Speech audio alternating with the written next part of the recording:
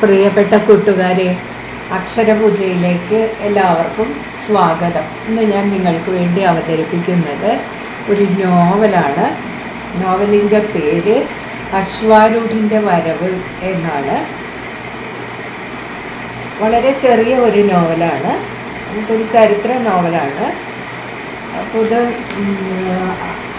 മഹാനായ അലക്സാണ്ടറെ പറ്റിയുള്ള ഒരു നോവലാണ്. നമ്മൾ ചരിത്രപാഠത്തിൽ നിന്ന് സ്കൂൾ ക്ലാസ്സുകളിലൊക്കെ പരിചയപ്പെട്ട മാസിഡോണിയയിലെ അലക്സാണ്ടർ ദ ഗ്രേറ്റ് ആണ് ഇതിലെ പ്രധാന കഥാപാത്രം. അപ്പോൾ നമുക്ക് നോവലിലേക്ക് കിടക്കാം അല്ലേ. ഒരു പുതിയ ചരിത്ര നോവൽ എങ്ങനെയെന്ന് നമുക്ക് പരിശോധിക്കാം.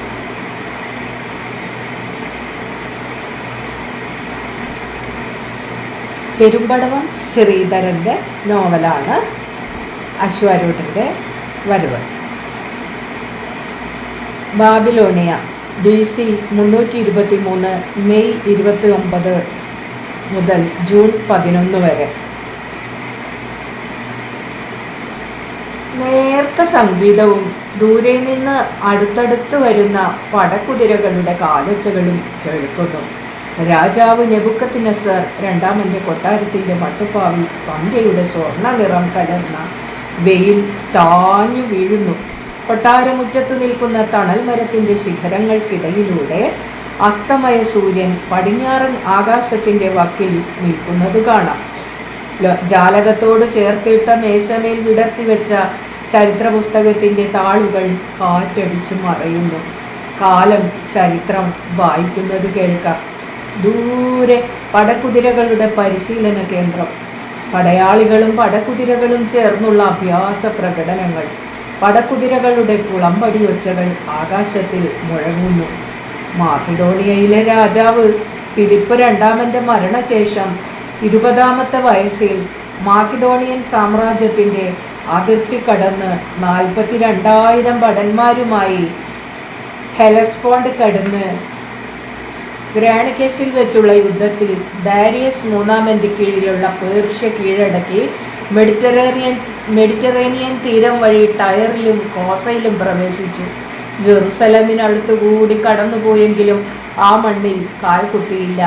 ഈജിപ്ത് അലക്സാണ്ടറെ ആഘോഷപൂർവ്വം വരവേറ്റു. സിയൂസിൻ്റെ പുത്രൻ എന്ന് വിളിച്ച് അമോർ ദേവൻ്റെ പുരോഹിതന്മാർ അലക്സാണ്ടറുടെ വഴിയിൽ പട്ടുവിരിച്ച് പൂക്കൾ വിതറി. ഈജിപ്തിൽ അലക്സാണ്ട്രിയ സ്ഥാപിച്ചു.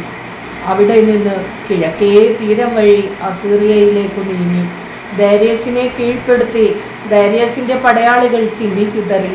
രഥങ്ങൾ തകർന്നു. രക്തം വാർന്നൊലിക്കുന്ന ജഡങ്ങൾ വഴിനീളെ ചിതറിക്കിടന്നു.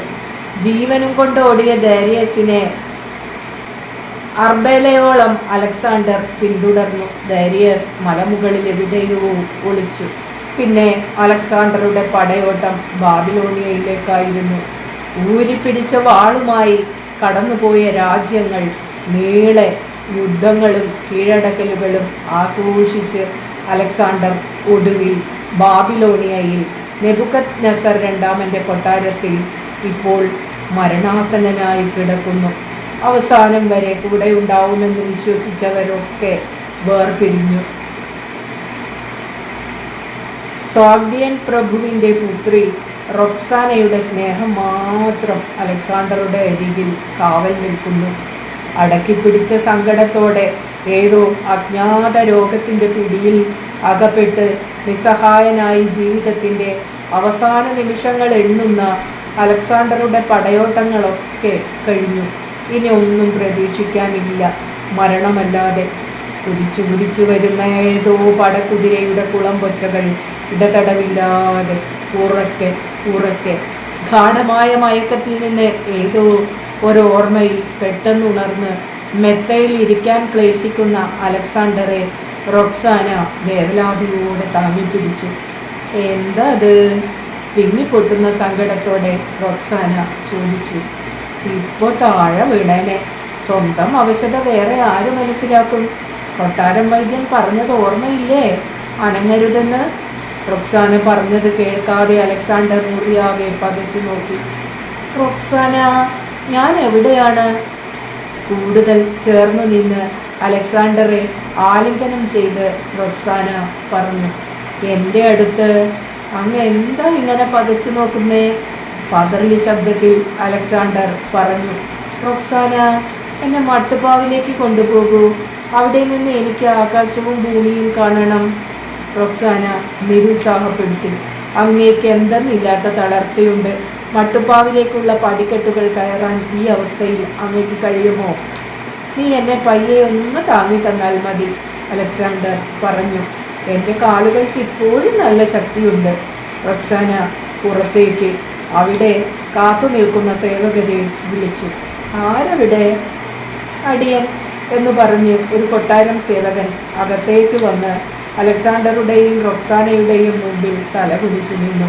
റൊക്സാന പറഞ്ഞു, ചക്രവർത്തി തിരുമനസിന് കൊട്ടാരത്തിൻ്റെ മട്ടുപ്പാവിൽ നിന്ന് ആകാശവും ഭൂമിയും കാണണമെന്ന്. സേവകൻ ഭയത്തോടെ ചക്രവർത്തിയെയും റൊക്സാനയെയും നോക്കി. മഹാറാണി, മട്ടുപ്പാവിലേക്കുള്ള പടിക്കെട്ടുകൾ കയറാൻ ചക്രവർത്തി തിരുമേനിക്ക് ഇപ്പോൾ കഴിയുമോ? കൊട്ടാരം വൈദ്യൻ അടിയനോട് പറഞ്ഞിരുന്നു. ചക്രവർത്തി തിരുമനസിന് സമ്പൂർണ്ണ വിശ്രമമാണ് ആവശ്യമെന്ന്.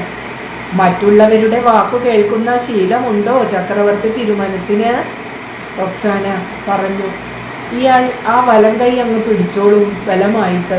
റൊക്സാനയും സേവകനും കൂടി അലക്സാണ്ടറെ താങ്ങി പിടിച്ച് മട്ടുപ്പാവിലേക്കുള്ള പടികൾ കയറാൻ തുടങ്ങി. അലക്സാണ്ടർ ഒരു ഉറപ്പിന് സേവകന്റെ തോളിൽ കൈയിട്ടു. ശില്പകലയുടെ മുദ്രകൾ പതിഞ്ഞ വാതിലിൽ പിടിച്ചുകൊണ്ട് അലക്സാണ്ടർ ദൂരേക്ക് നോക്കി. സായാഹ്നത്തിൻ്റെ സുവർണ ഭംഗിയണിഞ്ഞ ബാബിലോണിയൻ നഗരം. അകലെ പടിഞ്ഞാറെ ആകാശത്തിൻ്റെ വക്കിൽ അസ്തമയ സൂര്യൻ. അകലങ്ങളിലേക്ക് നീണ്ടുപോകുന്ന രാജവീഥികൾ. നോക്കുന്നിടത്തൊക്കെ കാറ്റിലുലയുന്ന മരങ്ങൾ. വഴിയോരങ്ങൾ നീളെ പൂങ്കാവനങ്ങൾ. പടക്കുതിരകളുടെ പരിശീലന കേന്ദ്രം. നഗരത്തിൻ്റെ വിദൂരതകളിലേക്ക് നോക്കി നിൽക്കുന്നതിനിടയിൽ അലക്സാണ്ടർ ആരോടെന്നില്ലാതെ പറഞ്ഞു, എനിക്ക് ഈ നഗരം കാണുമ്പോൾ എൻ്റെ മാസിഡോണിയ ഓർമ്മ വരും. ഒരു വിളറിയ ചിരിയോടെ അലക്സാണ്ടർ തന്നോട് ചേർന്നു നിൽക്കുന്ന റൊക്സാനയോട് ചോദിച്ചു. റൊക്സാന മാസിഡോണിയ കണ്ടിട്ടില്ലല്ലോ? ഇല്ലെന്ന് റൊക്സാന തലയനക്കി. ഒരിക്കൽ ഞാൻ നിന്നെ അവിടെ കൊണ്ടുപോകും. നമ്മൾ ഒന്നിച്ച് മാസിഡോണിയയുടെ സ്വപ്ന നഗരങ്ങൾ കാണും. ദൂരെ ദൂരെ എവിടെയോ നിന്ന് കുതിരക്കുളമ്പടികൾ കേൾക്കുന്നു. അതിനിടയ്ക്ക് നേർത്ത സംഗീതത്തിൻ്റെ ഒരു ഒഴുക്ക്. എവിടെയോ ഇരുന്ന് ആരോ പാടുന്നുണ്ട്. പെട്ടെന്ന് ഒരു ചോദ്യം ഉയർന്നു കേട്ടു. ആരാണുള്ളത്? കാലത്തിനു മുൻപിൽ കീഴടങ്ങാതെ അവശതയ്ക്കിടയിലും ആ ചോദ്യം അലക്സാണ്ടറെ ശുണ്ഠി പിടിപ്പിച്ചു. മഹാനായ അലക്സാണ്ടറോട് ചോദ്യം ചോദിക്കാൻ ആരുമില്ല. ചെറുചിരിയോടെ റൊക്സാന പറഞ്ഞു. അങ്ങേക്ക് വെറുതെ തോന്നിയതാണ്. അല്ലാതെ മഹാനായ അലക്സാണ്ടർ ചക്രവർത്തിയോട് ചോദ്യം ചോദിക്കാൻ ഈ ഭൂമിയിൽ ആരാണുള്ളത്? ഒരു നിമിഷം ഈ ദൂരതയിലേക്ക് നോക്കി നിന്ന് പിന്നെ ആരോടെന്നില്ലാതെ അലക്സാണ്ടർ പറഞ്ഞു. ആരും ചോദിക്കാത്ത ചോദ്യങ്ങൾ ഞാൻ കേൾക്കുന്നതായിരിക്കും. അല്ലെങ്കിൽ കാലം എന്നെ വിചാരണ ചെയ്യാൻ തുടങ്ങിയിട്ടുണ്ടാകും. ഒന്നുമില്ലെന്നേ, മുഖം കുനിച്ച് അലക്സാണ്ടറുടെ ശിരസിൽ മുട്ടിച്ചുകൊണ്ട് റൊക്സാന പറഞ്ഞു. അതൊക്കെ അങ്ങയുടെ തോന്നലാണ്. റൊക്സാനയെ നോക്കി നെടുവീർപ്പിട്ട് അലക്സാണ്ടർ ചോദിച്ചു. കഴിഞ്ഞ ദിവസം എനിക്ക് എന്താണ് സംഭവിച്ചത്? അത് ഞാനെങ്ങനെ അറിയും? റൊക്സാന ചോദിച്ചു. രാത്രി മുഴുവൻ ഞാൻ അങ്ങ് വരുന്നതും കാത്ത് എൻ്റെ കിടപ്പറയിൽ ഇരിക്കുകയായിരുന്നല്ലോ, ഉറങ്ങാതെ. കൊട്ടാരത്തിൽ ആളുകൾ അടക്കം പറയുന്നത് കേട്ടു. കഴിഞ്ഞ രാത്രിയിലെ ആഘോഷം ഭീകരമായിരുന്നുവെന്ന്. ഒച്ചയും ബഹളവും കേട്ട് ഞാൻ വന്നു നോക്കുമ്പോൾ ആരൊക്കെയോ ചക്രവർത്തിയെ എടുത്തുകൊണ്ട് വരുന്നതാണ് കണ്ടത്. ഓർമ്മിച്ചെടുക്കുന്ന മട്ടിൽ അലക്സാണ്ടർ പതുക്കെ തലകുലുക്കി. മങ്ങിയ ഒരു ഓർമ്മ. അത് ഇന്നലെ ആയിരുന്നോ? ഇന്നലെ രാത്രി കൊട്ടാരത്തോട് ചേർന്ന് മേദിയസ് ലാറിസായുടെ വിരുന്നുശാലയിൽ സേനാധിപന്മാരുടെയും പൗരമുഖ്യരുടെയും അതിഥികളുടെയും ഒരൊത്തുചേരൽ. മഹാനായ അലക്സാണ്ടർ ചക്രവർത്തിയുടെ ബഹുമാനാർത്ഥം ഒരാഘോഷം. അതിഥികളും സേനാനായകന്മാരും പൗരപ്രമാണികളും കുടിച്ചാർത്തു. കൊട്ടാരം സേവകന്മാർ അന്താളിച്ചു പോയി. മദ്യത്തിൻ്റെ പ്രളയം. ഇടയ്ക്ക് ആരോ ചക്രവർത്തിയെ നോക്കി തൊഴുതു. ഇത്ര വേണോ എന്ന അർത്ഥത്തിൽ. ആര് ഗൗനിക്കുന്നു? സേനാധിപന്മാരും അതിഥികളുടെയും സ്തുതിവചനങ്ങൾ അലക്സാണ്ടർ ചക്രവർത്തിയുടെ ശിരസിൽ പുഷ്പവൃഷ്ടിയായി വേയിക്കുന്ന കാലുകളിൽ നൃത്തം ചെയ്തും കുഴഞ്ഞ ശബ്ദത്തിൽ പാട്ടുപാടിയും അന്യോന്യം ആശ്ലേഷിച്ചും ആർത്ത് വിളിച്ചും ഉന്മാദ വിസ്മൃതിയിൽ അവർ സ്ഥലകാലങ്ങൾക്ക് പുറത്തു കടന്നു. ഒടുവിൽ ഒരു കുപ്പി മദ്യം ഒറ്റ വലിക്ക് അലക്സാണ്ടർ കുടിച്ചു തീർത്തു. കയ്യിൽ നിന്ന് ഊർന്നുപോയ മദ്യചഷകത്തോടൊപ്പം അലക്സാണ്ടർ ചക്രവർത്തി തറയിൽ വീണു. പൊടുന്നനെ ശബ്ദങ്ങളെല്ലാം ഒടുങ്ങിയ ഒരു മഹാനിശബ്ദതയുടെ നീലനീലയായ ആഴങ്ങളിലേക്ക് അലക്സാണ്ടർ താണു പോയി. ഉപശാലകളിൽ കൊട്ടാരം സേവകർ അടക്കം പറയുന്നുണ്ട്. അലക്സാണ്ടറുടെ മുടി കോരി വയ്ക്കുന്നതിനിടയിൽ റോക്സാന പറഞ്ഞു, ചക്രവർത്തിക്ക് ആരോ മദ്യത്തിൽ വിഷം കൊടുത്തെന്ന്. സത്യം എന്താണെന്ന് ആർക്കറിയാം? അലക്സാണ്ടർ ചെവിയോർത്തു. ദിഗന്ധങ്ങളിൽ പടക്കുതിരകളുടെ കുളമ്പൊച്ചകൾ മുഴങ്ങുന്നു. റോക്സാനയുടെ കയ്യിൽ മുറുകെ പിടിച്ചുകൊണ്ട് അലക്സാണ്ടർ ചോദിച്ചു, എവിടെ എൻ്റെ സേനാധിപന്മാർ? കസാൻഡർ, ലെസിമാക്കസ്, സെലൂക്കസ്, ടോളമി, ആന്റിഗോനസ്, വിളിക്കവരെ, എനിക്കവരെ കാണണം. സ്നേഹപൂർവ്വം തലകുലുക്കിക്കൊണ്ട് റോക്സാന പറഞ്ഞു, വേണ്ട, ഇപ്പോൾ ആരെയും കാണേണ്ട, അങ്ങേക്ക് തീരെ വയ്യ. അവശത മറന്ന അലക്സാണ്ടർ റോക്സാനയുടെ നേരെ കയർത്തു. എൻ്റെ സേനാധിപന്മാരെ കാണുന്നതിൽ നിന്ന് എന്നെ തടയാൻ നീ ആര്? മനസ്സിലാക്ക്, മാസിഡോണിയയുടെ രാജാവായിരുന്ന ഫിലിപ്പ് രണ്ടാമൻ്റെയും ഒളിമ്പിയ രാജ്ഞിയുടെയും മകൻ്റെ പേരല്ല അലക്സാണ്ടർ. ലോകത്തിൻ്റെ അതിർത്തികൾ കടന്ന് തിരയടിക്കുന്ന മാസിഡോണിയയുടെ അഭിമാനത്തിൻ്റെ പേരാണത്. ഞാൻ അവരുടെ രാജാവാണ്. റോക്സാന ചിരി കടിച്ചൊതുക്കി. പക്ഷേ പണ്ടത്തെ ആ പ്രഭുകുമാരിയല്ല, മഹാനായ അലക്സാണ്ടർ ചക്രവർത്തിയുടെ ഭാര്യയാണ്. ഞാൻ ഒരു കാര്യം പറയട്ടെ. അലക്സാണ്ടർ മൗനം. റോക്സാന പറഞ്ഞു, വ്യാജസ്തുതികളുടെ രഹസ്യം കാണാനുള്ള ഒരു കണ്ണു വേണം ആർക്കും, വിശേഷിച്ചും ചക്രവർത്തിക്ക്. അലക്സാണ്ടർ മുഖമുയർത്തി റോക്സാനയുടെ കണ്ണുകളിലേക്ക് നോക്കി. നീ അരിസ്റ്റോട്ടിലിൻ്റെ പാഠശാലയിൽ ഉണ്ടായിരുന്നു ശിഷ്യയായിട്ട്? ഞാൻ അരിസ്റ്റോട്ടിലിനെ കുറിച്ച് കേട്ടിട്ടേ ഉള്ളൂ, റോക്സാന പറഞ്ഞു. പക്ഷേ കുറേ കാലം അരിസ്റ്റോട്ടിലിൻ്റെ ശിഷ്യനായി ജീവിച്ച അങ്ങ് ആ മഹാജ്ഞാനിയിൽ നിന്ന് എന്താണ് പഠിച്ചത്? പരുക്കൻ സ്വരത്തിൽ അലക്സാണ്ടർ പറഞ്ഞു. അരിസ്റ്റോട്ടിൽ പഠിപ്പിച്ചത് യുദ്ധതന്ത്രങ്ങൾ മാത്രമല്ല. അലക്സാണ്ടർ വേച്ചു വീഴാൻ പോയപ്പോഴേക്കും റോക്സാന താങ്ങി പിടിച്ച് സ്വന്തം ശരീരത്തോട് ചേർത്ത് വെച്ചു. അവ്യക്തമായ സ്വരത്തിൽ അലക്സാണ്ടർ പറഞ്ഞു, വെള്ളം. റോക്സാന ഉത്കണ്ഠയോടെ പുറത്തേക്ക് വിളിച്ചു. ആരവിടെ? പിന്നിലെ ചവിട്ടുപടി കയറി ഒരു സേവകൻ വന്നു വണങ്ങി. റോക്സാന പറഞ്ഞു, വെള്ളം ചക്രവർത്തിക്ക്. ശിരസ് കുനിച്ച് ആദരവ് കാട്ടിയ ശേഷം സേവകൻ ധൃതിയിൽ പടിക്കെട്ടുകൾ ഇറങ്ങിപ്പോയി. അലക്സാണ്ടറുടെ നെറ്റി തൊട്ടു നോക്കി. റോക്സാന പറഞ്ഞു, നോക്കൂ, ഇപ്പോഴും പനിക്കുന്നുണ്ട്, എൻ്റെ കൈ പൊള്ളി. അലക്സാണ്ടർ അത് വകവെക്കുന്നില്ല. അത് നിന്റെ കൈ അത്ര തളിരായതുകൊണ്ടാണ്. സേവകൻ വന്ന് ബഹുമാനപൂർവ്വം പളുങ്കുപാത്രത്തിലെ വെള്ളം റോക്സാനയുടെ നേരെ നീട്ടി. റോക്സാന കുനിഞ്ഞ് ചക്രവർത്തിക്ക് വെള്ളം പിടിച്ചു കൊടുത്തു. കാത്തു നിൽക്കുന്ന കൊട്ടാരം സേവകൻ്റെ നേരെ പളുങ്കുപാത്രം നീട്ടി റോക്സാന തലയനക്കി. നിങ്ങൾക്ക് പോകാം. കൊട്ടാരം സേവകൻ പളുങ്കുപാത്രം വാങ്ങി പടിക്കെട്ടുകൾ ഇറങ്ങിപ്പോയി. കുറേ നേരമായല്ലോ ഇവിടെ നിൽക്കാൻ തുടങ്ങിയിട്ട്, റോക്സാന ചോദിച്ചു. ഇനി പോയി കിടന്നാലോ? അങ്ങേക്ക് കഠിനമായ ക്ഷീണമുണ്ട്. കൊട്ടാരം വൈദ്യൻ പറഞ്ഞതും ഓർക്കണം. 6-7 ദിവസത്തേക്ക് വളരെ സൂക്ഷിക്കണമെന്ന്. എത്ര നേരം ഞാൻ എന്നെ കൊട്ടാരത്തിനകത്ത് അടച്ചു കൂട്ടി വയ്ക്കും? അലക്സാണ്ടർ ചോദിച്ചു. എനിക്ക് സൂര്യനെ കാണണം, ആകാശം കാണണം.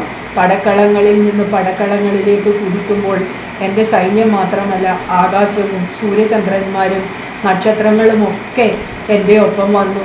ഞാൻ ഓർക്കുന്നുണ്ട് റോക്സാന, 1000 ചിറകുകൾ വിടർത്തി പ്രപഞ്ച സീമകളിലേക്ക് കുതിക്കുന്ന കൊടുങ്കാറ്റെന്ന് അന്ന് എന്നെ ആരോ വിളിച്ചു. അലക്സാണ്ടർ ഒരു നിമിഷം നിർത്തി നെടുവീർപ്പിട്ടു. പിന്നെ തന്നോട് തന്നെ എന്ന പോലെ പറഞ്ഞു, ഇപ്പോൾ എൻ്റെ അവസ്ഥ എന്താണ്? ചിറകുകളെല്ലാം തളർന്ന് ബാബിലോണിയൻ കൊട്ടാരത്തിനകത്ത് ഒരു തടവറയിലെന്ന പോലെ. ഈ ഏകാന്തതയാണ് ദുസ്സഹം. എൻ്റെ ഗുരുനാഥൻ അരിസ്റ്റോട്ടിൽ അന്ന് പറഞ്ഞിരുന്നു, ഉയരങ്ങളിൽ നിൽക്കുമ്പോൾ അഗാധതകളെക്കുറിച്ച് ഓർക്കണമെന്ന് സമാധാനിപ്പിക്കാൻ വേണ്ടി റൊക്സാന പറഞ്ഞു. അങ്ങേക്കിപ്പോൾ അങ്ങനെ ഒന്നും സംഭവിച്ചിട്ടില്ല. അങ്ങയുടെ വഴിയിൽ കീഴടങ്ങാൻ വേണ്ടി കാത്തു നിൽക്കുന്ന കൊടുമുടികളെ ഞാൻ കാണുന്നുണ്ട്. അലക്സാണ്ടർക്ക് ചിരി വന്നു.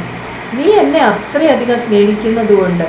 റൊക്സാന കുനിഞ്ഞ് അലക്സാണ്ടറുടെ നെറ്റിയിൽ ചുംബിച്ചു.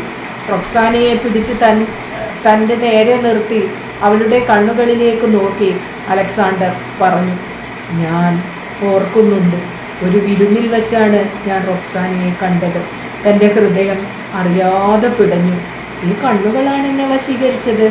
ചോദിച്ചപ്പോൾ ആരോ പറഞ്ഞു, ഒരു സോമ്യൻ പ്രഭുവിൻ്റെ പുത്രിയാണെന്ന്. വിരുന്നിൻ്റെ ആഘോഷങ്ങൾക്കിടയിൽ ഞാൻ നിന്റെ മുൻപിൽ വന്ന് നിന്റെ കണ്ണുകളിലേക്ക് നോക്കി നിന്നത് നിനക്ക് ഓർമ്മയുണ്ടോ? ഓർമ്മയുണ്ടെന്ന് റൊക്സാന ശിരസനക്കി.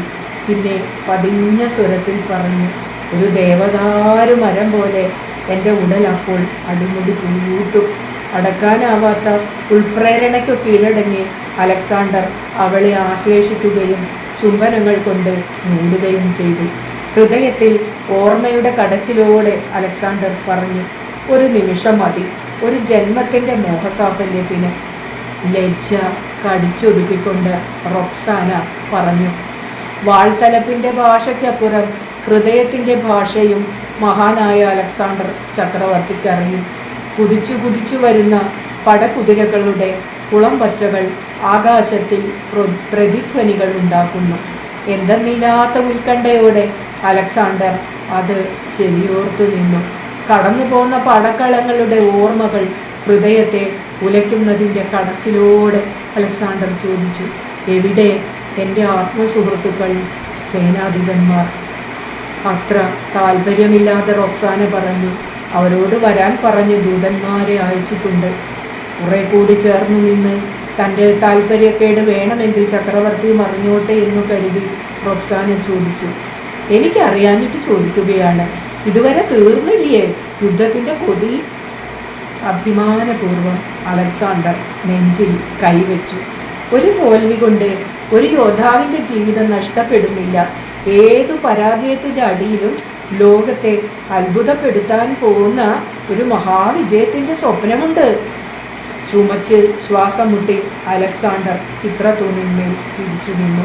ഒളിവും മറവുമില്ലാതെ റൊക്സാന ചോദിച്ചു, ഇനി ആരെ വിശ്വസിച്ച്? സൈന്യത്തിൽ അന്തഛിദ്രം തുടങ്ങിയെന്ന് പുറത്തൊക്കെ പാട്ടായി. അങ്ങേക്കിനിയും മനസ്സിലായിട്ടില്ല അങ്ങയുടെ ആത്മമിത്രങ്ങളെ. അവരെന്തിനു വേണ്ടിയാണ് കാത്തിരിക്കുന്നത്? ഒരു ദീർഘനിശ്വാസത്തോടെ അലക്സാണ്ടർ വിദൂരതയിലേക്ക് നോക്കി. ഏറെ വിശ്വസിച്ചവരാകും ഒരു നിർണായക ഘട്ടത്തിൽ ചതിക്കുന്നത്.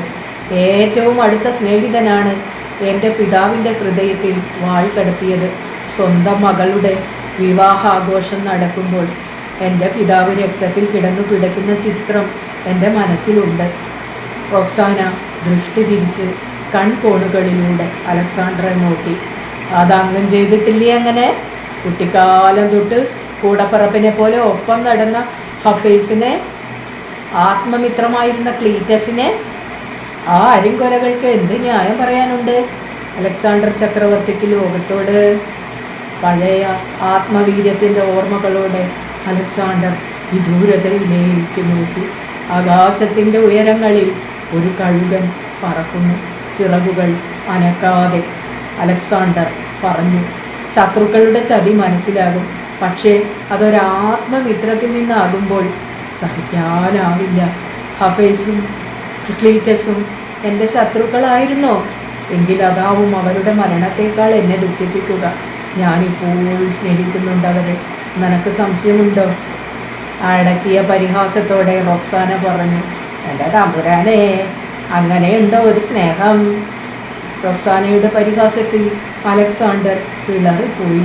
തിരിഞ്ഞ് അലക്സാണ്ടറുടെ മുൻപിൽ ചെന്ന് നിന്ന് ആ മുഖത്തേക്ക് നോക്കി റൊക്സാന ചോദിച്ചു, മഹാനായ അലക്സാണ്ടർ ചക്രവർത്തിയോട് ഒരു ചോദ്യം. അങ്ങ് ആരെയെങ്കിലും സ്നേഹിച്ചിട്ടുണ്ടോ ഹൃദയത്തിൽ തട്ടി? എൻ്റെ കണ്ണുകളിലേക്ക് നോക്കിപ്പറ. പരസ്പരം വാളെടുക്കുന്ന ഓർമ്മകളുടെ ഇടയിൽ നിന്ന് അലക്സാണ്ടർ പതിഞ്ഞ സ്വരത്തിൽ പറഞ്ഞു, സ്നേഹം എന്തെന്ന് ഞാൻ അറിഞ്ഞിട്ടില്ല. ആരും എന്നെ സ്നേഹിച്ചിട്ടുമില്ല. അനുതാപപൂർവ്വം റോക്സാന അലക്സാണ്ടറുടെ തോളിൽ കൈവച്ചു. എന്താ ഈ പറയുന്നേ? ആരും സ്നേഹിച്ചിട്ടില്ലെന്നോ? ഓർമ്മയുണ്ടോ ഒരിക്കൽ എന്നോട് അമ്മയെക്കുറിച്ച് പറഞ്ഞത്? സ്നേഹത്തിൻ്റെ ദേവതയെന്ന്? റോക്സാനയുടെ ചോദ്യം അലക്സാണ്ടർ കേട്ടില്ലെന്ന് തോന്നുന്നു. മനസ്സ് ഭൂതകാല വിദൂരതകളിൽ എവിടെയോ ചുറ്റിത്തിരിയുന്നത് പോലെ മഹാനായ മാസിഡോണിയൻ രാജാവ് ഫിലിപ്പ് രണ്ടാമൻ്റെയും ഒളിമ്പിയ രാജ്ഞിയുടെയും പ്രിയപുത്രൻ, മാസിഡോണിയയുടെ രാജകുമാരൻ, ലോകത്തിൻ്റെ കണ്ണിൽ മഹാഭാഗ്യശാലി. പക്ഷേ എൻ്റെ യാഥാർത്ഥ്യം എന്തായിരുന്നു? സ്വന്തം പ്രതാപവും പ്രസിദ്ധിയും മാത്രമായിരുന്നു പിതാവിൻ്റെ ലക്ഷ്യം. സ്വന്തം ഇഷ്ടാനിഷ്ടങ്ങൾക്കപ്പുറത്ത് അദ്ദേഹത്തിന് യാതൊന്നും ഉണ്ടായിരുന്നില്ല. അമ്മയ്ക്കാണെങ്കിൽ എന്നെക്കാൾ ഇഷ്ടം പാമ്പുകളോടായിരുന്നു. കിടക്കയിലും മാർബിൾ തറയിലുമൊക്കെ ഇഴഞ്ഞു നടക്കുന്ന പാമ്പുകൾ. റോക്സാനയ്ക്ക് വിസ്മയം തോന്നി. കിടക്കയിൽ പാമ്പുകളോ? അതെ, മിനുങ്ങുന്ന വിഷപ്പാമ്പുകൾ. അലക്സാണ്ടർ പറഞ്ഞു. കൊട്ടാരത്തിനകത്ത് യുദ്ധം, രാജാവും രാജ്ഞിയും തമ്മിൽ. രാജ്ഞിമാരുടെ സ്ഥാനത്ത് പിതാവിന് വേറെയും കാമുകിമാർ ഉണ്ടായിരുന്നു. അതിനെ എൻ്റെ അമ്മ നേരിട്ടത് ഞാൻ മഹാരാജാവിൻ്റെ മകനല്ലെന്ന് പറഞ്ഞായിരുന്നു. എൻ്റെ പിതാവിൻ്റെ സ്ഥാനത്ത് അമ്മ സിയൂസ് ദേവനെ സങ്കല്പിച്ചു. അന്ന് എന്നെപ്പോലെ അനാഥനായി വേറെ ഒരു ചെറുപ്പക്കാരനുണ്ടായിരുന്നോ മാസിഡോണിയയിൽ? എന്നെപ്പോലെ നിശബ്ദമായി അപമാനവും സങ്കടവും കടിച്ചൊതുക്കുന്ന ഒരു ബാലൻ? മാസിഡോണിയയുടെ രാജകൊട്ടാരം അന്ന് ആ രാജ്യത്തിൻ്റെ രാജകുമാരന് എന്തായിരുന്നു? നരകം. ഒരു മന്ദസ്മിതം കൊണ്ട് അലക്സാണ്ടറുടെ മനസ്സിൻ്റെ മുറുക്കമയക്കാൻ റോക്സാന ആഗ്രഹിച്ചു. ഒരാൾ പോകുന്നിടത്തൊക്കെ യുദ്ധം. ഓ, വല്ലാത്ത ഒരു വിധിയാണത്. അതെ, യുദ്ധം അകത്തും പുറത്തും, അലക്സാണ്ടർ പറഞ്ഞു. പിടിച്ചടക്കിയ രാജ്യങ്ങളുടെയും കൊല്ലപ്പെട്ട യോദ്ധാക്കളുടെയും അടിമകളായി പിടിക്കപ്പെട്ടവരുടെയും സംഖ്യകളാണ് ഞാൻ എന്നും കേട്ടിരുന്നത്. ഇന്ന് ആരെങ്കിലും വിശ്വസിക്കുമോ? അന്ന് ഞാൻ യുദ്ധത്തെ വെറുത്തിരുന്നു. റോക്സാന ചിരി കടിച്ചമർത്തി. എന്നിട്ട് രാജാവായപ്പോൾ അങ്ങെന്താണ് ചെയ്തത്? യുദ്ധത്തെ ഒരാഘോഷമാക്കി തീർത്തു, ശരിയല്ലേ? അധികാരത്തിൻ്റെ ഉന്മാദം വേറെ ഉണ്ടോ? അങ്ങനെ ഒരു ഉന്മാദം മനുഷ്യന് ഒരിക്കലും മതിവരാതെ കീഴടങ്ങിയും കൊന്നും മനുഷ്യൻ്റെ ഉള്ളിൽ ഒരു കാട്ടാളനുണ്ട്. കിതപ്പകറ്റാൻ ഒരു നിമിഷം കാത്തതിനു ശേഷം അലക്സാണ്ടർ മനസ്സു പറക്കുന്ന വഴിയിലെത്തി. അധികാരം ഒരു ഭ്രാന്താണ്, ദുരന്തമാണ്. ഒരാളെ ചീത്തയാക്കാൻ അയാളെ പിടിച്ച് രാജാവാക്കിയാൽ മതി. റോക്സാനയ്ക്ക് ചിരി പൊട്ടി. മനസ്സിൻ്റെ പിരിമുറുക്കത്തിനിടയിൽ അലക്സാണ്ടർക്ക് പിന്നെയും പറയാനുണ്ടായിരുന്നു.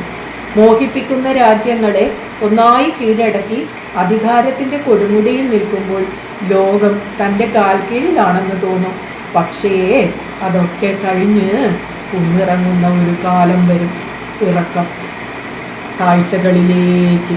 അപ്പോഴേ ഞാൻ പറഞ്ഞതിൻ്റെ അർത്ഥം മനസ്സിലാകും. മഹാനായ അലക്സാണ്ടർ ചക്രവർത്തിക്ക് അറിവില്ലെന്നാരും പറയില്ല. അലക്സാണ്ടറുടെ നെഞ്ചിൽ തൊട്ട് റോക്സാന ചോദിച്ചു. എവിടെന്ന് പഠിച്ചു ഇതൊക്കെ? അരിസ്റ്റോട്ടിലിൻ്റെ ശിഷ്യനാണ് ഞാൻ, നെഞ്ചിൽ തട്ടി അലക്സാണ്ടർ പറഞ്ഞു. 7 വർഷം ഗുരുസന്നിധിയിൽ പഠിപ്പു കഴിഞ്ഞപ്പോൾ ഗുരുനാഥൻ എനിക്ക് തന്ന സമ്മാനം എന്താണെന്നോ? കാവ്യകലയുടെ ഇതിഹാസ ശോഭയായ ഇലിയഡും എപ്പോഴും തലയണയ്ക്കടിയിൽ സൂക്ഷിച്ചിരുന്ന കഠാരയും. അരിസ്റ്റോട്ടിലിൻ്റെ സ്മരണയ്ക്ക് മുൻപിലെന്നോണം റോക്സാന കൈകൂപ്പി. കവിതയും ആയുധവും. ഒരു രാജകുമാരന് കൊടുക്കാൻ അതിലും വലിയ സമ്മാനം എന്തുണ്ട് അരിസ്റ്റോട്ടിലിനെ പോലെ ഒരു ആചാര്യന്? മഹാനായ ശിഷ്യൻ്റെ ഭാവി ഒരു സ്വപ്നദർശിയെ പോലെ അരിസ്റ്റോട്ടിൽ കണ്ടറിഞ്ഞിരിക്കണം. സ്വപ്നം. ഓർമ്മകളിൽ മുഴുകി നിന്ന് അലക്സാണ്ടർ പറഞ്ഞു. പ്ലൂട്ടാർക്കിൻ്റെ വെളിപ്പെടുത്തലുകളിൽ എൻ്റെ മാതാവും പിതാവും കണ്ട ഓരോ സ്വപ്നത്തെക്കുറിച്ച് പറയുന്നുണ്ട്. ഭൂമിയിൽ ആഞ്ഞടിക്കുന്ന ഒരു കൊടുങ്കാറ്റും തൻ്റെ ഗർഭപാത്രത്തിലൂടെ കടന്നു പോകുന്ന ഒരു ഇടിമിന്നലുമാണ് എൻ്റെ മാതാവ് കണ്ട സ്വപ്നം. എൻ്റെ പിതാവിൻ്റെ സ്വപ്നത്തിൽ നിന്ന് ഒരു സിംഹം അലറി. ഒരു വിസ്മയത്തോടെ റോക്സാന തലയിൽ കൈവച്ചു. ഓ, ഒരു വല്ലാത്ത സ്വപ്നം തന്നെ. കൊട്ടാരം രാജ്ഞിയുടെ വ്യാഖ്യാനത്തിൽ തെളിഞ്ഞു കണ്ട പൊരുൾ എന്താണെന്നോ റോക്സാനയുടെ ചുമലിൽ കൈവച്ച് അലക്സാണ്ടർ ചോദിച്ചു. കൊടുങ്കാറ്റുകളെയും ഇടിമിന്നലുകളെയും ഹൃദയത്തിൽ വഹിക്കുന്ന സിംഹത്തിൻ്റെ ആത്മാവുള്ള ഒരു രാജകുമാരൻ, ഞാൻ അലക്സാണ്ടർ. ശ്വാസം കിട്ടാതെ അലക്സാണ്ടർ ചുമയ്ക്കുകയും കിതയ്ക്കുകയും ചെയ്തു. ഇവിടെ കൊട്ടാരത്തിൽ ആളുകൾ പറയുന്നത് കേട്ടതിൻ്റെ ഓർമ്മയുണ്ട് എനിക്ക്. ആരുടെയും മുൻപിൽ തല കുനിയാത്ത ഒരു ശിരസ്സാണ് അലക്സാണ്ടർ ചക്രവർത്തിയുടേതെന്ന്. ആ കേൾവി ശരിയല്ല റോക്സാന, അലക്സാണ്ടർ പറഞ്ഞു. ഒരാളുടെ മുൻപിൽ ഞാൻ ശിരസ് കുനിച്ചിട്ടുണ്ട്. നേരോ? ജിജ്ഞാസയോടെ റോക്സാന ചോദിച്ചു. ആരുടെ മുൻപിൽ? പോകുന്നിടത്തൊക്കെ സ്വന്തം ശവപ്പെട്ടി ചുമലിൽ ചുമന്നുകൊണ്ട് നടക്കുന്ന ഒരാളുടെ മുൻപിൽ, അലക്സാണ്ടർ പറഞ്ഞു. ഉറങ്ങാൻ ശവപ്പെട്ടിയിൽ കിടക്കുന്ന ഒരാളുടെ മുൻപിൽ, ഒരു നായ മാത്രം കൂട്ടിനുണ്ടായിരുന്ന ഒരാളുടെ മുൻപിൽ, നട്ടുച്ചയ്ക്ക് കത്തിച്ച വിളക്കുമായി ഏഥൻസിലെ തെരുവുകളിലൂടെ മനുഷ്യനെ അന്വേഷിച്ചു നടന്ന ഒരാളുടെ മുൻപിൽ. റോക്സാനയുടെ കണ്ണുകൾ മിഴിഞ്ഞു. ആരാണ് കിർക്കൻ? ഡയോജനീസ്, അലക്സാണ്ടർ ബഹുമാനപൂർവ്വം പറഞ്ഞു. ആ മഹാജ്ഞാനിയുടെ മുൻപിൽ അലക്സാണ്ടർ ചക്രവർത്തി തല കുനിച്ചു. മഹാജ്ഞാനിയുടെ ലക്ഷണങ്ങൾ വിചിത്രം തന്നെ, റോക്സാന പറഞ്ഞു. ഞാൻ കേട്ടിട്ടില്ല അങ്ങനത്തെ ജ്ഞാനികളെക്കുറിച്ച്. അലക്സാണ്ടർക്ക് ശുണ്ഠി വന്നു. അങ്ങനത്തെ ആളുകളെന്ന് പറയാൻ എത്ര പേരുണ്ട് വേറെ? അലക്സാണ്ടർ ശബ്ദമുയർത്തി. ഒരാൾ മാത്രം, ഡയോജനീസ്. എനിക്കുറപ്പുണ്ട്, വരാനിരിക്കുന്ന യുഗങ്ങൾ ആ മഹാജ്ഞാനിയുടെ മുൻപിൽ മുട്ടുകുത്തും. റോക്സാന തോൽവി സമ്മതിച്ചു. എൻ്റെ ദൈവമേ, ഞാൻ കണ്ടിട്ടില്ല അങ്ങനെ ഒരാളെ. ഞാൻ കണ്ടിട്ടുണ്ട്, നെഞ്ചിൽ കൈ തട്ടി അലക്സാണ്ടർ പറഞ്ഞു. ഞാൻ കണ്ടിട്ടുണ്ട് ഡയോജനീസിനെ. ആ നിമിഷങ്ങൾ ഇപ്പോഴും എൻ്റെ കൺമുമ്പിലുണ്ട്. കയ്പൻ കഷായം കുടിച്ചതിൻ്റെ ഈർച്ചയോടെ അലക്സാണ്ടർ കണ്ണടച്ചു കിടക്കുന്നത് കണ്ടിട്ടാണ് റോക്സാന താഴേക്ക് ഇറങ്ങിപ്പോയത്. കുറേ നേരം ശാന്തമായി കിടന്ന് ഉറങ്ങുന്നെങ്കിൽ ഉറങ്ങിക്കോട്ടെ എന്നും ഉണ്ടായിരുന്നു രാജ്ഞിക്ക്. താഴെ ചെന്ന് അത്യാവശ്യം കാര്യങ്ങളൊക്കെ തീർത്ത് കുളിയും കഴിഞ്ഞ് കിടപ്പറയിലേക്ക് ചെല്ലുമ്പോൾ അലക്സാണ്ടർ അഗാധമായ ഭാവത്തോടെ ചുമരിലെ പെയിൻറ്റിങ്ങിൽ നോക്കിക്കിടക്കുകയായിരുന്നു. റോക്സാന അകത്തേക്ക് വന്നത് അറിഞ്ഞില്ല. താഴേക്ക് വീണ് കിടന്ന വിരിപ്പെടുത്ത് നേരെ ഇട്ടുകൊണ്ട് റോക്സാന പറഞ്ഞു. ഇവിടെയൊന്നും ഇല്ലെന്ന് തോന്നുന്നു. എവിടെയാണാവോ ചക്രവർത്തിയുടെ മനസ്സ്? റോക്സാനയുടെ ഊഹം ശരിയാണ്, അലക്സാണ്ടർ പറഞ്ഞു. ഞാൻ വേറെ ഒരിടത്തായിരുന്നു. എവിടെ? ദൂരെ, വളരെ വളരെ ദൂരെ. അതെ അതെ, വല്ലതുമൊക്കെ ഓർത്തിരുന്ന് ദിവാസ്വപ്നങ്ങൾ കണ്ട്. ഈ അവസ്ഥയിൽ ഞാൻ പിന്നെ എന്തു ചെയ്യും? ഓടിത്തളർന്ന പടക്കുതിര ഒടുവിൽ ആ ലായത്തിൻ്റെ ഏതെങ്കിലും മൂലയിൽ കിടന്ന് പിന്നിട്ട മഹാവിദൂരതകളെക്കുറിച്ച് ഓർത്ത് അപ്പോഴാണ് തൊട്ടടുത്ത് വെച്ചിട്ട് പോയ മരുന്ന് കണ്ടത്. അയ്യോ, ഈ മരുന്ന് ഇതുവരെ കഴിച്ചില്ലേ? മേശമേൽ മൂടി വെച്ചിരുന്ന മരുന്നെടുത്ത് റോക്സാന കട്ടിലിൽ അലക്സാണ്ടറുടെ അരികിലിരുന്നു. പിന്നെ കുടിച്ചോളാമെന്ന് പറഞ്ഞിട്ടല്ലേ ഞാനതവിടെ വെച്ച് പോയത്, അലക്സാണ്ടർ മടുപ്പോടെ പറഞ്ഞു. ഓ, എത്രയാന്ന് വെച്ചാ ഈ കയ്പൻ കഷായം കുടിക്കുന്നേ? പിന്നെ കുടിക്കാതെ. റോക്സാന അടുത്തിരുന്ന് മരുന്ന് പിടിച്ചു കൊടുത്തു. കൃത്യസമയത്ത് മരുന്ന് കഴിക്കണമെന്ന് കൊട്ടാരം വൈദ്യൻ പറഞ്ഞത് അനുസരിക്കാതിരുന്നാലോ? എനിക്ക് പേടിയാവുന്നു. ഓരോ ദിവസവും രോഗം കൂടുന്നതല്ലാതെ കുറയുന്നില്ല. ഇന്നലെ രാത്രി ഉറക്കത്തിൽ കിടന്ന് പിച്ചും പേയും പറയുകയായിരുന്നു. ആരെയെങ്കിലും വിളിച്ചാലോ എന്ന് പോലും ഓർത്തുപോയി. എന്തുകൊണ്ടോ ഉറക്കം ശരിയായില്ല. അതങ്ങേക്ക് മാത്രമല്ല, കഴിഞ്ഞ കുറേ ദിവസങ്ങളായി ഈ കൊട്ടാരത്തിൽ ആരും ഉറങ്ങുന്നില്ല. ചക്രവർത്തി അവശനായി കിടക്കുമ്പോൾ കൊട്ടാരത്തിലുള്ളവർ എങ്ങനെ ഉറങ്ങും? റോക്സാനയുടെ കണ്ണുകളിലേക്ക് നോക്കി അലക്സാണ്ടർ ചോദിച്ചു. ഞാൻ മരിച്ചു പോകുമോ റോക്സാന? സങ്കടവും സ്നേഹവും കൂടിക്കലർന്ന ശബ്ദത്തിൽ റോക്സാന ചോദിച്ചു. മരണത്തിന് വിട്ടുകൊടുക്കാനാണോ ഞാനിവിടെ രാപ്പകല് കാവലിരിക്കുന്നത്? റോക്സാനയുടെ കൈയെടുത്ത് നെഞ്ചിൽ ചേർത്തുകൊണ്ട് അലക്സാണ്ടർ പറഞ്ഞു. ഒടുവിൽ നിന്റെ സ്നേഹവും മറ്റൊരു സങ്കടമായി തീരുന്നു. സ്നേഹാധിക്യത്തോടെ റോക്സാന പതുക്കെ അലക്സാണ്ടറുടെ നെഞ്ചിലേക്ക് ചാഞ്ഞു. അവളെ തഴുകിക്കൊണ്ട് അലക്സാണ്ടർ പറഞ്ഞു. റോക്സാന, ഞാനിപ്പോൾ പടക്കളങ്ങളിലെ യോദ്ധാവല്ല. കാലത്തിൻ്റെ വക്കിൽ തിരിഞ്ഞു നിന്ന് ഞാൻ എന്നോട് തന്നെ ചോദിക്കുന്നു, ആരെയൊക്കെയാണ് ഞാൻ കണ്ണീര് കുടിപ്പിച്ചത്? അതൊക്കെ മറന്നു കളയേ, അലക്സാണ്ടറെ നെഞ്ചോട് ചേർത്ത് കെട്ടിപ്പുണർന്നുകൊണ്ട് റൊക്സാന പറഞ്ഞു. അതൊക്കെ മറന്നു കളയേ, മനുഷ്യൻ്റെ നിസ്സാരതയെക്കുറിച്ചാണ് ഞാൻ ഓർക്കുന്നത്. അലക്സാണ്ടർ ഓർമ്മകൾ കൊണ്ട് ഉലഞ്ഞു. ഡയോജനീസാണ് അതെന്നെ പഠിപ്പിച്ചത്. പിന്നെ ഡയോജനീസ്, റൊക്സാന ക്ഷമക്കേടോടെ പറഞ്ഞു. പോകാൻ പറയയാളോട്. അലക്സാണ്ടർ ചക്രവർത്തിയുടെ അടുത്ത് ഇപ്പോൾ ആരും വേണ്ട, ഞാനല്ലാതെ. ഡയോജനീസ് അങ്ങനെ പോവില്ല, ഒരു സ്വപ്നത്തിൽ എന്ന പോലെ അലക്സാണ്ടർ പറഞ്ഞു. പ്രപഞ്ച നിഗൂഢതകൾക്ക് മുൻപിൽ മനുഷ്യനെ നിർത്തി ജീവിതത്തിൻ്റെ അർത്ഥവും അർത്ഥശൂന്യതയുമൊക്കെ ആ മഹാജ്ഞാനി വേർതിരിക്കുന്നു. അങ്ങ് എന്തൊക്കെയാണ് ഈ പറയുന്നത്? റൊക്സാന ചോദിച്ചു. എനിക്കൊന്നും മനസ്സിലാകുന്നില്ല. അങ്ങിപ്പോൾ എവിടെയാണ്? അങ്ങയുടെ മനസ്സെവിടെയാണ്? അലക്സാണ്ടർ പറഞ്ഞു. ഞാൻ ഏഥൻസിൽ മഹാജ്ഞാനിയായ ഡയോജനീസിൻ്റെ മുമ്പിൽ. അലക്സാണ്ടറുടെ ദൃഷ്ടിയിൽ ഒരു സ്വപ്നത്തിലെന്ന പോലെ ഏഥൻസിലൂടെ ഒഴുകുന്ന ഒരു നദിയുടെ തീരങ്ങൾ തെളിഞ്ഞു വന്നു. കിഴക്ക് മലമുടികളിൽ നിന്ന് ഉത്ഭവിച്ച് പല നാടുകളിലൂടെ ഒഴുകി ഏഥൻസിലെ സമതല ഭൂമിയിലൂടെ ഒഴുകുന്ന ഒരു നദിയുടെ തീരം. നദിയിലേക്ക് ചാഞ്ഞു നിൽക്കുന്ന വൃക്ഷങ്ങൾക്കപ്പുറത്ത് ആകാശം, പുഴയോരങ്ങൾക്ക് പച്ചയുടെ അഴകു നൽകുന്ന കാടുകൾ, അവിടെ വൃക്ഷക്കൊമ്പുകൾക്കിടയിലൂടെ ചാഞ്ഞു വീഴുന്ന വെയിൽ. അരയിൽ കീറത്തുണി കൊണ്ട് നഗ്നത മറിച്ച് ഡയോജനീസ് വെയിൽ കാഞ്ഞിരിക്കുന്നു. ദൂരെ നിന്നു കേൾക്കുന്ന കുതിരക്കുളമ്പടികൾ തൊട്ടടുത്ത് വന്നു നിൽക്കുന്നു. അലക്സാണ്ടർ ചക്രവർത്തിയും അംഗരക്ഷകനും. ഡയോജനീസ് അവരെ ശ്രദ്ധിക്കുന്നില്ല. അംഗരക്ഷകൻ ശബ്ദമുയർത്തി ചോദിച്ചു, ഹേയ്, നിങ്ങളാണോ ഡയോജനീസ്? ഡയോജനീസ് അത് വ്യക്തമായി കേട്ടില്ല. എന്താ ചോദിച്ചേ? അംഗരക്ഷകൻ കുറെ കൂടി ശബ്ദമുയർത്തി ചോദിച്ചു, നിങ്ങളാണോ ഡയോജനീസ് എന്ന്? കൈമലർത്തി നിസ്സംഗതയോടെ ഡയോജനീസ് പറഞ്ഞു, അങ്ങനെയാണ് ആളുകൾ എന്നെ വിളിക്കുന്നത്. യഥാർത്ഥത്തിൽ ഞാൻ ആരാണെന്ന് ആർക്കറിയാം? അത് കഴിഞ്ഞ് അംഗരക്ഷകന്റെ നേരെ നോക്കി ഡയോജനീസ് ചോദിച്ചു, ആട്ടെ, നിങ്ങൾ ആരാണ്? ഞാൻ മഹാനായ അലക്സാണ്ടർ ചക്രവർത്തിയുടെ അംഗരക്ഷകൻ. ഓ, നന്നായി, ഡയോജനീസ് പറഞ്ഞു. അങ്ങേക്ക് എന്താണാവോ വേണ്ടത്? ചക്രവർത്തിയുടെ അംഗരക്ഷകന് ചേർന്ന മട്ടിൽ അയാൾ പറഞ്ഞു. മഹാനായ അലക്സാണ്ടർ ചക്രവർത്തി ഡയോജനീസിനെ കാണാൻ എഴുന്നള്ളിയിരിക്കുന്നു. ഒരു കൊച്ചുകുട്ടിയുടെ നിഷ്കളങ്കതയോടെ ഡയോജനീസ് ചോദിച്ചു, ഓ, ഇതാണോ അലക്സാണ്ടർ ചക്രവർത്തി? പുറത്തു തട്ടി കുതിരയെ നിർത്തിയ ശേഷം അലക്സാണ്ടർ മുന്നിലേക്ക് നീങ്ങി നിന്നു. അതെ, ഞാൻ തന്നെ, അലക്സാണ്ടർ ചക്രവർത്തി, മാസിഡോണിൻ്റെ രാജാവ്. ഡയോജനീസ്, ഇതിനു മുൻപ് കണ്ടിട്ടുണ്ടോ എന്നെ? അലക്സാണ്ടറുടെ ചോദ്യം ശ്രദ്ധിക്കാതെ തൻ്റെ കാൽപാദങ്ങളിലൂടെ മുകളിലേക്ക് അരിച്ചു കയറുന്ന എറുമ്പിനെ അതിന് ഒട്ടും നോവാത്ത തരത്തിൽ കൈവിരലുകളിലെടുത്ത് ഡയോജനീസ് അതിനെ വേറെ വഴിക്ക് വിട്ടു.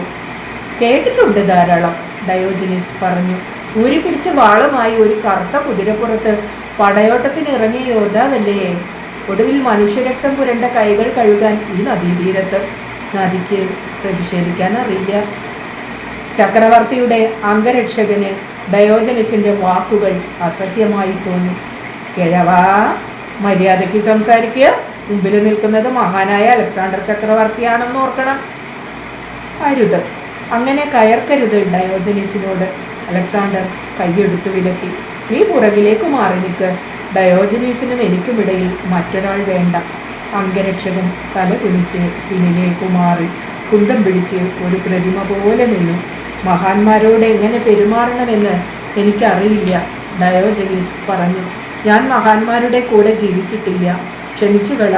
ആട്ടെ, എന്താ വേണ്ടത് മഹാനായ അലക്സാണ്ടർ ചക്രവർത്തിക്ക്? എനിക്കൊന്നും വേണ്ട, അലക്സാണ്ടർ പറഞ്ഞു. ഡയോജനീസിനെ കുറിച്ച് ഞാൻ കേട്ടിട്ടുണ്ട്. മഹാജ്ഞാനി, വേദാന്തി, മനുഷ്യന്റെ നിസ്സാരതയെക്കുറിച്ച് ലോകത്തെ പഠിപ്പിച്ച ആചാര്യൻ. ഡയോജനീസിന് എന്തെങ്കിലും ആവശ്യമുണ്ടെങ്കിൽ പറയാം. അങ്ങയുടെ എന്താഗ്രഹവും സാധിച്ചു തരാൻ ഞാൻ തയ്യാറാണ്. മാസിഡോണിയയുടെ രാജാവാണ് പറയുന്നത്, അലക്സാണ്ടർ. ഡയോജനീസ് പറഞ്ഞു.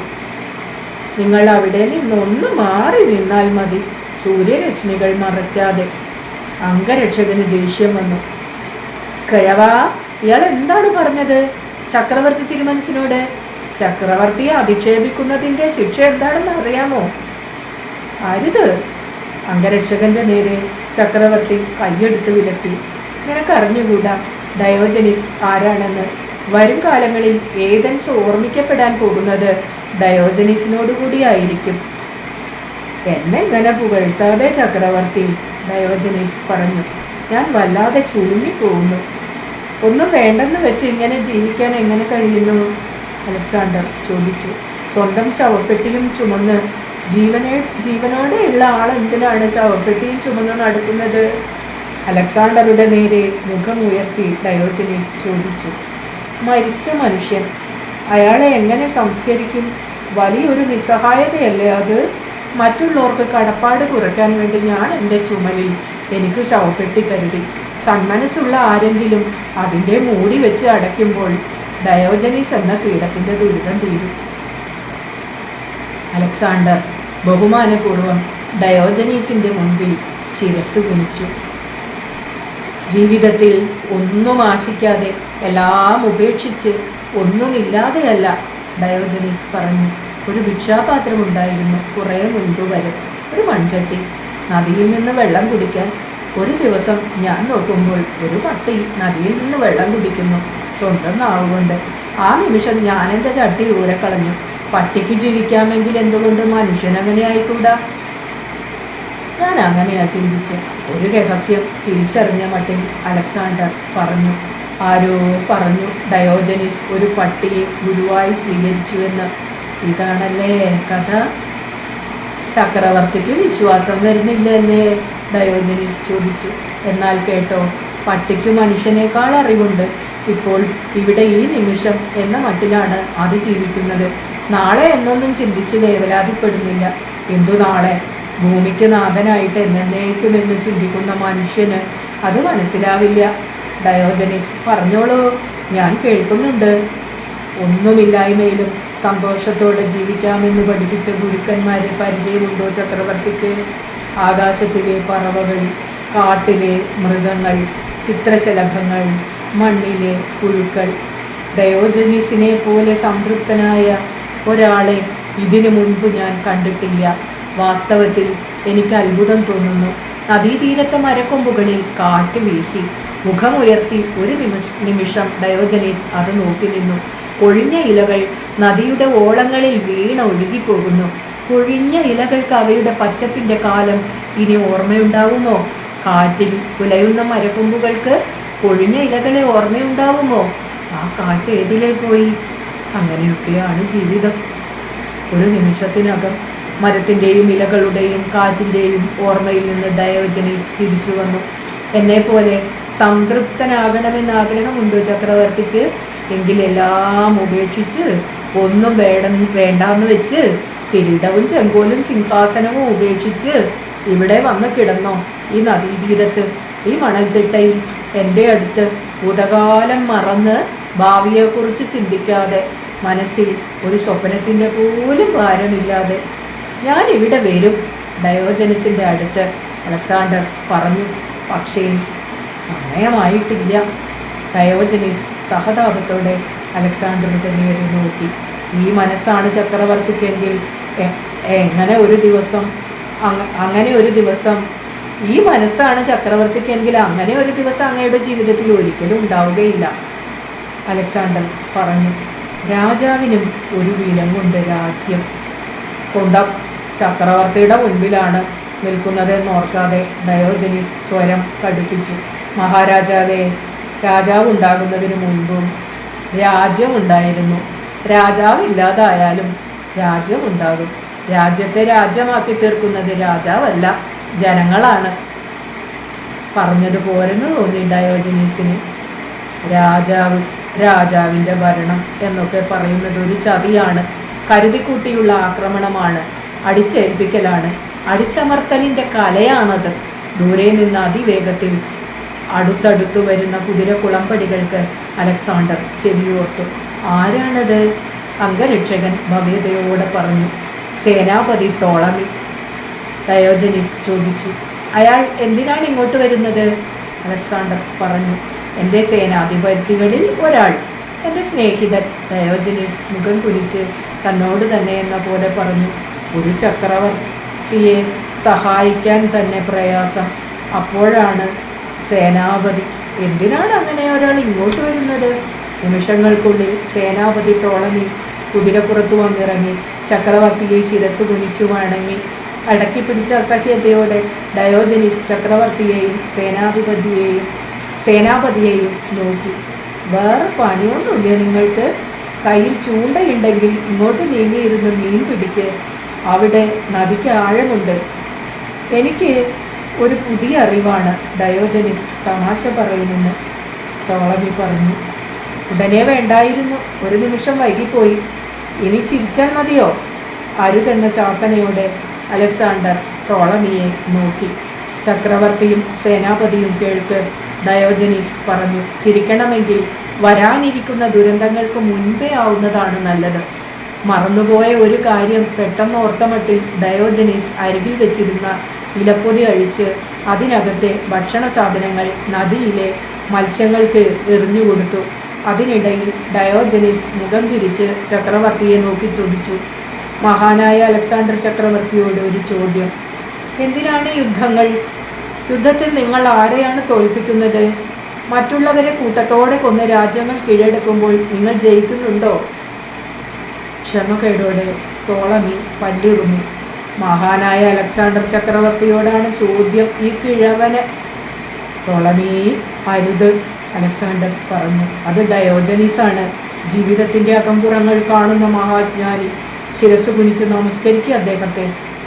ഓ, അതൊന്നും വേണ്ടെന്നേ, ഡയോജനീസ് പറഞ്ഞു. ആ ശിരസ് ഉയർന്നു തന്നെ നിൽക്കട്ടെ, ആരും പറയാതെ തന്നെ താഴും വരെ. ഡയോജനീസിൻ്റെ മുൻപിലേക്ക് നീങ്ങി നിന്ന് അലക്സാണ്ടർ ചോദിച്ചു. ദൈവം എനിക്ക് മറ്റൊരു ജന്മം തരുമെങ്കിൽ ഞാൻ എന്താണ് ആഗ്രഹിക്കുന്നതെന്ന് ഊഹിക്കാമോ? മറ്റൊരു ഡയോജനീസ് ആകാൻ. ഓ, ഞാൻ എന്താ പറയുക ദൈവത്തോട്? ഡയോജനീസ് പറഞ്ഞു. അതൊരപേക്ഷയാണ്, അബദ്ധത്തിൽ പോലും എന്നെ ഒരു അലക്സാണ്ടർ ചക്രവർത്തി ആക്കരുതെന്ന്. അസഹ്യതയോടെ ടോളമി കൈകൾ കൂട്ടിത്തിരുമ്മി. ഓ, എനിക്കിത് കേട്ടിട്ട്. ടോളമിക്ക് അത് മനസ്സിലാകാഞ്ഞിട്ടാ. അഗാധമായ ഒരു ഭാവത്തോടെ അലക്സാണ്ടർ പറഞ്ഞു. നമുക്ക് അത്ര എളുപ്പം കീഴടക്കാൻ കഴിയാത്തൊരു കൊടുമുടിയാണ് ഡയോജനീസ്. അലക്സാണ്ടർ മുഖമുയർത്തി നോക്കുമ്പോൾ ഉയരെ ആകാശത്തിൽ ഒരു കഴുകൻ പറക്കുന്നു, ചിറകനക്കാതെ. ചക്രവർത്തി തിരുമനസ് കൊട്ടാരത്തിലേക്ക് മടങ്ങുന്ന കാര്യം മറന്നോ? ടോളമി ചോദിച്ചു. പ്രവിശ്യകളിൽ നിന്നുള്ള പ്രതിനിധികൾ ഇപ്പോൾ എത്തിയിട്ടുണ്ടാകും. അടുത്തു ചെന്ന് അലക്സാണ്ടർ ചക്രവർത്തിയുടെ നേരെ നോക്കി ഡയോജനീസ് ചോദിച്ചു. കണ്ണിൽ കണ്ട രാജ്യങ്ങൾ ഓരോന്നോരോന്നായി കീഴടക്കി കഴിഞ്ഞ് മഹാനായ അലക്സാണ്ടർ ചക്രവർത്തി പിന്നെ ആരെ കീഴടക്കും? ഡയോജനീസിൻ്റെ ചോദ്യത്തിനു മുൻപിൽ അലക്സാണ്ടർ ശിരസ് കുനിച്ചു. ഡയോജനീസ്, അങ്ങയുടെ മുൻപിൽ ഞാൻ വീണ്ടും തോൽക്കുന്നു. അലക്സാണ്ടറുടെ കണ്ണുകളിലേക്ക് നോക്കി ഡയോജനീസ് പറഞ്ഞു. ആദ്യം സ്വന്തം മനസ്സിനെ കീഴടക്ക്. ഡയോജനീസ് തിരിഞ്ഞു നടന്ന് നദിയുടെ വളവിലേക്ക് പോയി. തന്നെ തഴുകി ആശ്വസിപ്പിക്കുന്ന റൊക്സാനയുടെ കൈയെടുത്ത് സ്വന്തം കണ്ണുകളിൽ ചേർത്ത് വെച്ച് അലക്സാണ്ടർ പറഞ്ഞു. എനിക്ക് ആ നിമിഷങ്ങൾ മറക്കാൻ കഴിയുന്നില്ല റൊക്സാന. എൻ്റെ ഓർമ്മകളിൽ ആ നിമിഷങ്ങൾ ഇടയ്ക്കിടയ്ക്ക് കടന്നു വരുന്നു. സമാധാനമായിരിക്കും, റൊക്സാന പറഞ്ഞു. ഒന്നും ഓർക്കാതെ. അങ്ങേക്ക് ഇപ്പോൾ അത്തരം ഓർമ്മകൾ താങ്ങാനുള്ള ശക്തിയില്ല. എനിക്കൊരാഗ്രഹം ബാക്കിയുണ്ട് റൊക്സാന. ഏതൻസിലെ ആ നദീതീരത്ത് ചെന്ന് കുറേ നേരം ഇരിക്കണമെന്ന്. അലക്സാണ്ടറുടെ കവിളിൽ തലോടി റൊക്സാന പറഞ്ഞു. പോകാം, ചക്രവർത്തിക്ക് ദീനം ഭേദമാകട്ടെ, ഞാനും വരാൻ കൂടെ. റൊക്സാന കുനിഞ്ഞ് അലക്സാണ്ടറുടെ നെറ്റിയിൽ ചുംബിച്ചു.